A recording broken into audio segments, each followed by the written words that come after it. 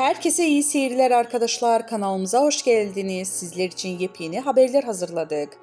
Afra Saraçoğlu'nun yeni dizisindeki karakterleri. Pera ülkenin en tanınmış fenomenlerinden biri.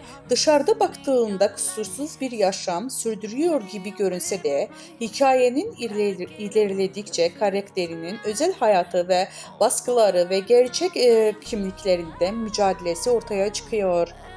Dizide Afra Saraçoğlu'nun partneri olarak yer alan Ardınç ve Adam isimli gizemli bir karakteri canlandırıyor. Ayrıca dizinin hikayesinde Mecit karakteri de Pera'nın hayatında önemli bir yere sahip. Dizinin çekimleri tamamlandığı ve yayın tarihi kısa süre içinde açıklanması beklendiği bildirildi. Şu ana kadar kesin bir yayın günü duyurulmadı. Ancak dizi Disney'de yayınlanması bekleniyor. Afra Saraçoğlu hayranları en çok merak ettiği konulardan biri de dizideki aşk hikayesi olduğu belirlendi.